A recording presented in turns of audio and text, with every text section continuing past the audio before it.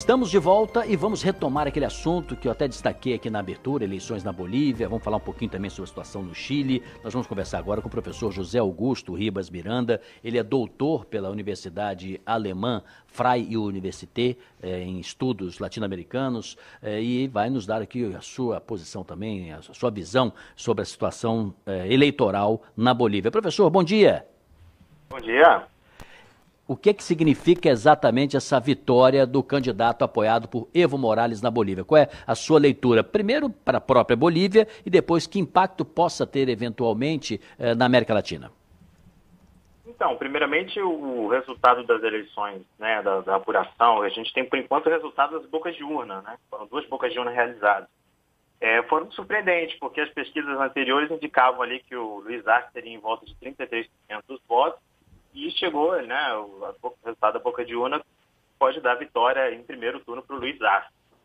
Ele já foi até reconhecido pela própria presidente interina, né, a Janine Nhayen. Isso pegou a direita de surpresa, com certeza. Essa declaração da presidenta interina é uma constatação dessa surpresa em que o atual governo boliviano encarou esse resultado eleitoral, né? Vale lembrar também que o Luiz Arce ele foi o ministro da Economia durante 13 anos do governo Evo Morales. E isso foi um período em que a Bolívia cresceu em média 4,5% ao ano, né, economicamente. Tirou muita gente da miséria, né, levou os patamares da qualidade de vida do boliviano. Então, no momento de crise intensa, de pandemia, né, de insegurança alimentar, que é um problema sério na Bolívia também, um retorno ao MAS, né, um retorno ao período do Evo Morales, parece realmente um aceno a um momento mais positivo da Bolívia, né, de alguns anos atrás. Professor, bom dia. Thaís Herédia falando aqui. Professor, apesar desse ganho todo que o senhor disse, os últimos anos da Bolívia, mesmo com o Evo Morales ainda no poder, inclusive por uma deterioração política institucional do país, a crise econômica se agravou. Quando o senhor diz que a volta de Arce pode significar uma volta aos bons momentos da Bolívia, sob que fundamentos que isso pode acontecer? Quer dizer, que escolhas que o novo presidente terá que fazer para devolver a Bolívia naquele caminho mais próspero e de combate às desigualdades, enfim, de uma distribuição de renda mais eficiente? Eu não acho que seja necessariamente o retorno a um momento melhor da Bolívia, mas provavelmente isso refletiu na vontade do eleitor, né, no desejo, nessa nostalgia do eleitor para com essa Bolívia de antes, né. A gente tem que lembrar que a administração Morales foi uma administração muito bem recomendada, inclusive pelos órgãos multilaterais, pelo Banco Mundial, pelo FMI. O Arce, como ministro da Economia, tinha uma relação excelente com os investidores internacionais, com o agronegócio de Santa Cruz, com as empresas de gás e mineradoras de estanho na Bolívia, né? Então, esse é um momento de ruptura.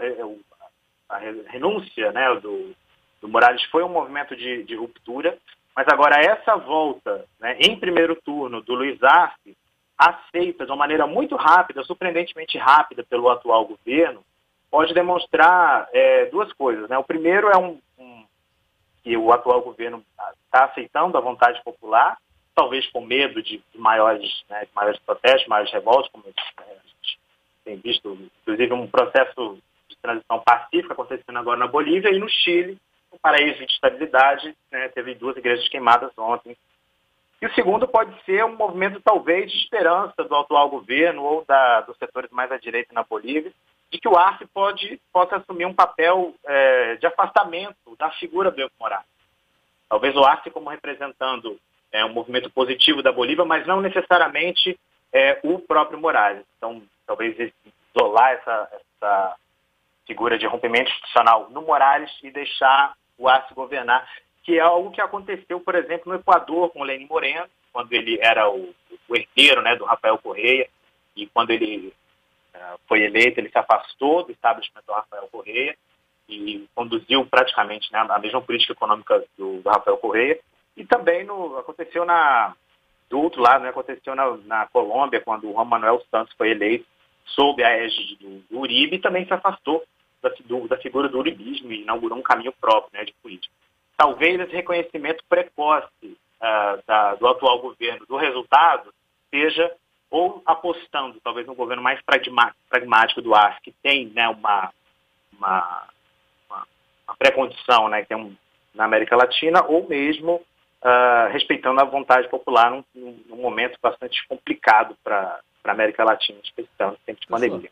O senhor citou aí o Chile, são duas realidades muito distintas, né? Embora seja verdade que Evo Morales tenha ficado bastante tempo no poder, a Bolívia durante muitos anos viveu instabilidades, né, no poder, muitas instabilidades, golpes sucessivos, problemas na ordem política que impedia qualquer estabilidade e estabilização da sua própria economia. No caso do Chile, ultrapassando ali o período ditatorial de Pinochet, vive uma outra realidade e para muitos até de prosperidade econômica, ainda que com as suas contradições. Mesmo assim, muitos protestos lá aconteceram no Chile, né? Eu queria que você fizesse uma leitura hoje, qual é a realidade chilena, não comparativamente à Bolívia não, só estou fazendo aqui as distinções dos países, mas hoje como é que vive a temperatura social no Chile?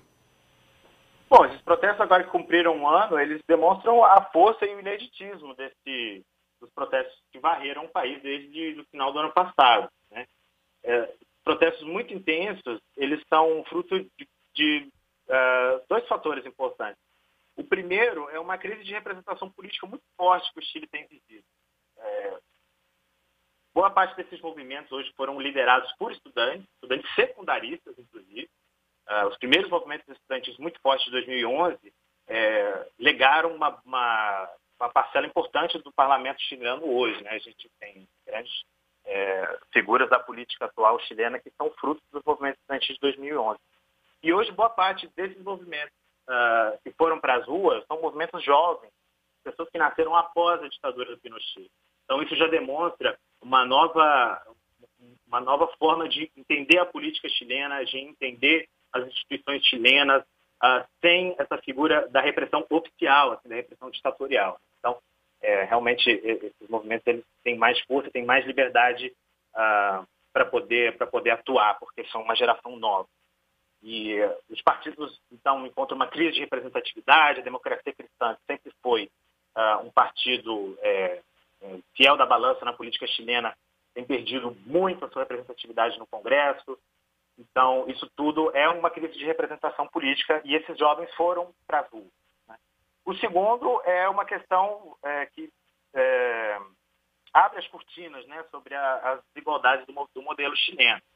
Eu morei no Chile, eu dei aula lá entre 2017 e 2018, tenho vários amigos lá que trabalham com a questão de política pública, com desigualdade social, e realmente esses movimentos, a principal pauta deles é essa insatisfação crescente com um país que cresce, porém não desenvolve, de acordo com boa parte desses movimentos sociais.